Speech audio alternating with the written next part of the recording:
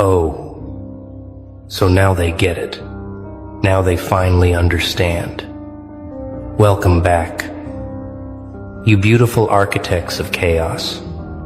You misunderstood strategists. You silent players who've been operating on a level they couldn't comprehend. Yeah, you, the one they called impulsive, the one they labeled emotional, the one they swore was spiraling. Funny how the narrative shifts when the smoke clears, isn't it? Funny how crazy suddenly looks like precision when they finally see the board you were playing on while they were stuck on checkers. Let me ask you something. When did you first realize they thought you were losing your mind? Was it when you walked away without explanation? Was it when you stopped arguing back? Was it when you made that move that looked reckless to everyone watching but felt like the only logical choice to you? They panicked, didn't they? Your friends, your family, maybe even people who barely knew you started whispering, started diagnosing, started placing bets on how long until you crashed and burned. But here's what they didn't see. Here's what they couldn't possibly understand because they've never operated at your frequency. You weren't losing control. You were taking it. Every move that looked chaotic was calculated.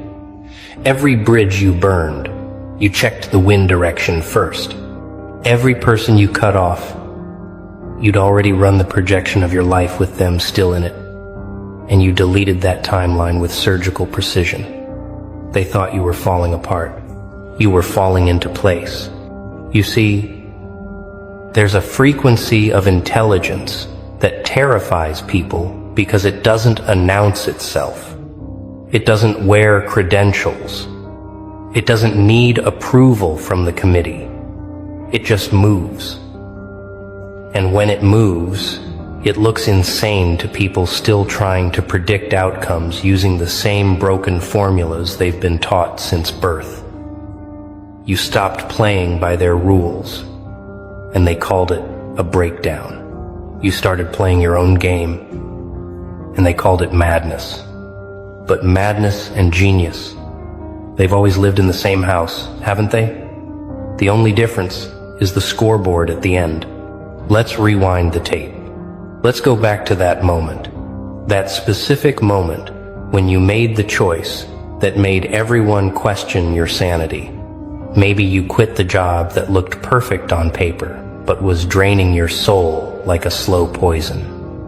Maybe you ended the relationship that everyone said was so good for you, but felt like drowning with an audience. Maybe you disappeared for months without posting, without explaining, without performing the mandatory social media circus that proves you're still alive and participating. They called it erratic. They called it self-destructive. Some of them, the ones who really thought they knew you, they called it a cry for help, with that condescending concern dripping from their voices like they were narrators in your tragedy. But you weren't crying for help. You were eliminating distractions. You weren't breaking down. You were breaking through. And the most beautiful part, you didn't need them to understand. You didn't need their permission, their blessing, or their damn opinion. Because here's the thing about calculated risk that safe people will never comprehend. It looks identical to recklessness from the outside. The person who jumps without a visible parachute and the person who jumps knowing exactly where they'll land, they look the same midair. But one of them studied the physics. One of them ran the numbers in the dark while everyone else was asleep, dreaming small dreams in their comfortable cages. You were that person. You are that person. And now they're starting to see it. Now the results are rolling in. Now the life you're building, the person you've become, the peace you're walking in, it's undeniable. And suddenly their tune changes. Suddenly it wasn't crazy. Suddenly it was brave. Suddenly you weren't reckless. You were taking a leap of faith. Suddenly, the same people who questioned your sanity are asking for advice, asking how you did it, asking if you can help them make their own bold moves. But you know what's really happening here, don't you? You know what this recognition actually means? It means they're finally catching up to a decision you made months ago, maybe years ago. They're finally arriving at the conclusion you reached while they were still debating in the group chat. They're finally seeing the vision you had when there was nothing but darkness in your own conviction. And that gap, that time gap between when you knew and when they figured it out, that's the proof. That's the proof you were operating on a different level. That's the proof their concern was just fear disguised as care. That's the proof you trusted yourself when you had every logical reason not to, and you were right. You weren't lucky. You weren't reckless. You weren't crazy. You were correct. And being correct before everyone else is what they call genius. Even when they're too proud to use that word directly to your face. Let me tell you what really happened, because they'll never admit this part. When you made that move, when you did that thing that looked insane, something in them recognized it. Something deep in their unconscious knew you were onto something real, something true, something they didn't have the courage to reach for themselves. And that recognition, that brief flash of what if they're right, it terrified them more than anything. Because if you were right, if your crazy was actually clarity, then what did that make them? It made them cowards. It made them complicit in their own mediocrity. It made every safe choice they'd made look like exactly what it was. A surrender to fear dressed up as responsibility. So they had to make you wrong. They had to make you the cautionary tale. They had to turn your boldness into a warning label so they could sleep at night in their prisons of comfort. But you didn't give them that satisfaction, did you? You didn't crash. You didn't burn. You didn't come crawling back with apologies and admissions that they were right all along. Instead, you did something far more devastating. You thrived. You evolved. You became living proof that the path they were too scared to take actually leads somewhere beautiful.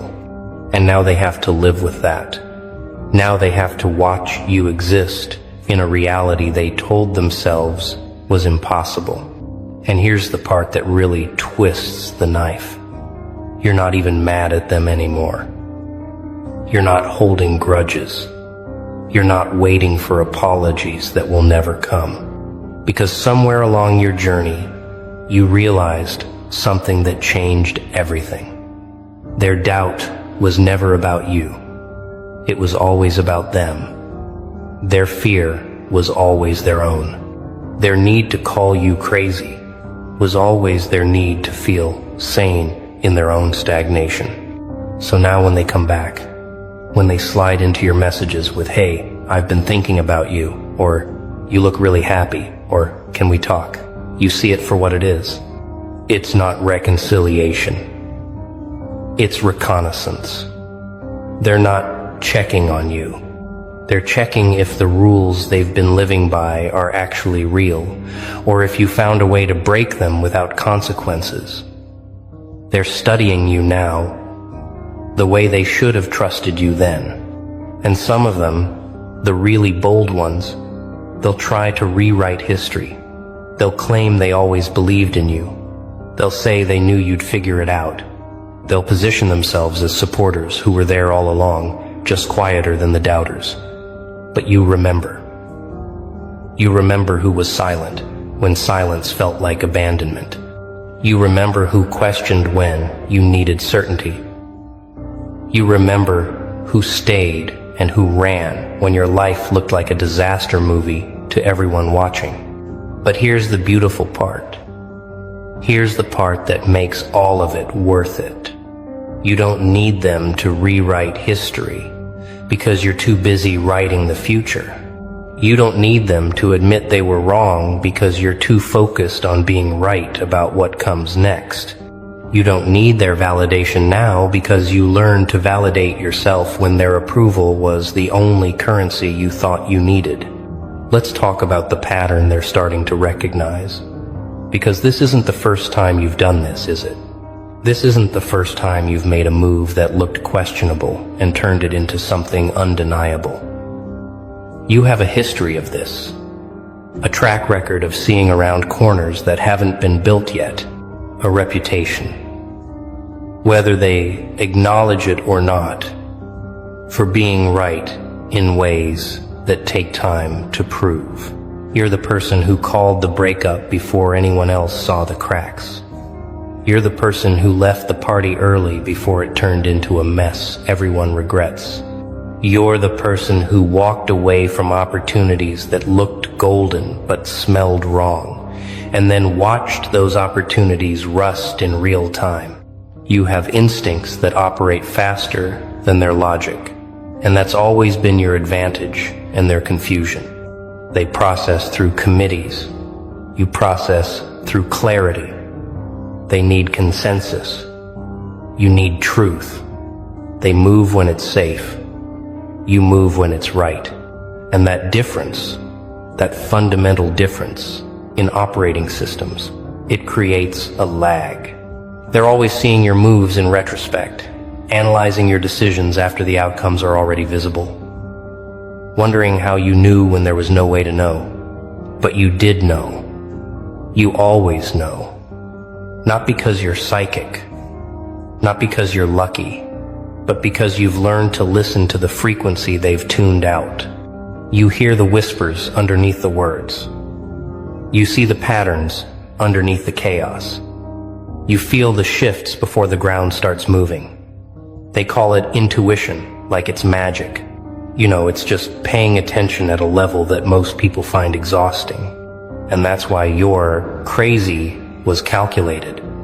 Because you were calculating with data they couldn't perceive. You were running equations that included variables they didn't believe existed. You were solving for outcomes they couldn't imagine because they'd never allowed themselves to want something that far outside the script. Your math looked like madness because they couldn't see the numbers you were working with. Now let's talk about what happens next. Because recognition is just the beginning. Now that they see you were right, now that they realize your breakdown was actually a breakthrough, they're going to want something from you. They're going to want the formula. They're going to want the shortcut. They're going to want you to translate your instinct into instructions they can follow without having to develop that instinct themselves. And here's where you have to be careful. Here's where the real test begins. Because it's tempting to teach. It's tempting to explain. It's tempting to take every person who doubted you and turn them into a student just to prove you were always the teacher. But not everyone deserves your wisdom. Not everyone has earned access to your process. Some people want your results without your risk. Some people want your clarity without your chaos. You don't owe them the map. You don't owe them the breakdown of every decision that led you here. You don't owe them the privilege of understanding what they refuse to trust. Some lessons are only meant for the people who learn them in the fire, not the people who show up after the smoke clears asking how you survived the flames. Your story is yours. Your strategy is yours. Your madness, your genius, your calculated chaos, it's all yours. But for the ones who were there, for the ones who stayed quiet when they didn't understand but didn't question your sanity, for the ones who gave you space when you needed distance and didn't make it about them, those people, they get to see behind the curtain. Those people earned the right to know how you did it, not because they supported you perfectly, but because they supported you imperfectly without trying to stop you. And here's what you can tell them. Here's what you can share with the people who actually deserve to know. You didn't have a plan. You had a compass. You didn't follow steps. You followed truth.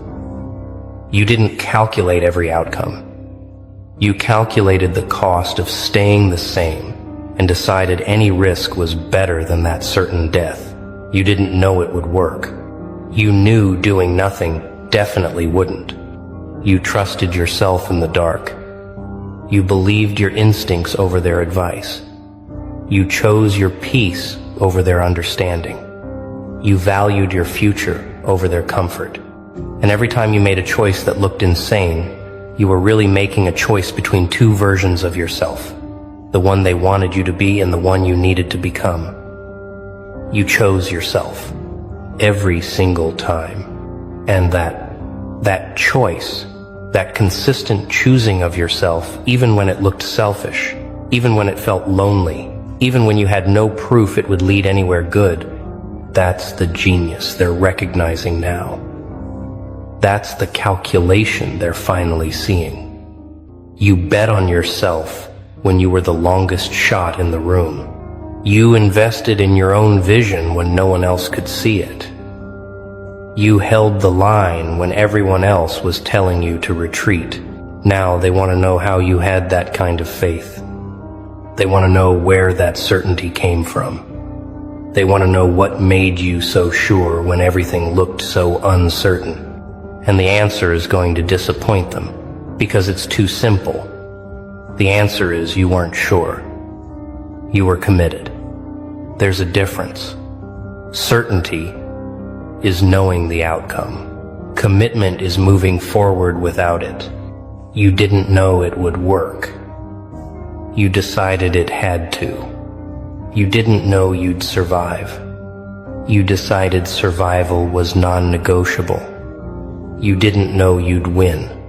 You decided losing wasn't an option you'd entertain. And that decision, that refusal to accept the version of your life where you stayed small, where you played safe, where you died slowly in comfort, that was the real calculation. Let's go even deeper. Let's talk about the specific moments they called crazy that you knew were necessary. Remember when you stopped explaining yourself? When you just started moving without the mandatory press conference about your intentions? They called it secretive. They called it suspicious. Some of them called it arrogant. But you knew something they didn't. You knew that explanation dilutes execution. You knew that every time you justified your moves to people who couldn't see your vision, you were giving them ammunition to talk you out of it. You knew that their questions weren't coming from curiosity, but from fear. And their fear was contagious. So you stopped speaking their language. You stopped translating your future into terms they could understand. You let your actions do the talking, and you let time do the teaching. And when you walked away from people without closure, without the dramatic final conversation, without the tidy ending they thought they deserved, they called it cold. They called it cruel. They said you ghosted like you were the villain in their story. But you knew something about closure they didn't. You knew that some doors don't need to be ceremonially shut. Some doors just need to be left behind while you keep walking. You knew that the closure conversation they wanted was really just another attempt to change your mind, to plant doubt, to make you second-guess the knowing that lived in your bones. So you denied them that opportunity. You protected your decision by refusing to defend it. You honored your choice by not putting it up for debate. And that was genius masquerading as coldness. When you disappeared from social media, when you stopped performing your life for an audience that was watching you like a reality show, they said you were isolating. They said you were cutting yourself off. They diagnosed you with everything from depression to delusion because you stopped giving them content to consume. But you were doing something they couldn't comprehend. You were remembering who you were before you became a character in everyone else's story. You were shedding the performance. You were killing the avatar. You were finding the version of yourself that existed before you learned to shapeshift for survival. And that process, that brutal, beautiful process of unbecoming everything you're not, it requires silence. It requires absence. It requires you to be so unavailable to their narratives that you can finally hear your own voice underneath all the noise. They called it crazy because your absence made them uncomfortable. It made them question why they needed your presence to validate their own existence. It made them wonder what you were doing in that silence that was so much more important than maintaining your position in their social ecosystem. And the answer they couldn't know because you weren't performing it, is you were healing, you were building, you were becoming. Now let's address the moment that really confused them, the moment you stopped fighting. Remember when you used to argue back, when you used to defend your perspective, correct their misunderstandings, prove your point until they had no choice but to see your side. And then one day you just stopped. You let them think whatever they wanted. You let their version of events stand uncorrected. You let them be wrong about you in public while you focused on being right about yourself in private. They thought you'd given up. They thought you'd accepted their narrative. Some of them thought they'd finally broken you into submission. But you hadn't surrendered. You'd transcended. You realized that their opinion of you was none of your business. You realized that defending yourself to people committed to misunderstanding you was like trying to teach physics to a brick wall, possible in theory, pointless in practice. So you withdrew your energy from that battlefield. You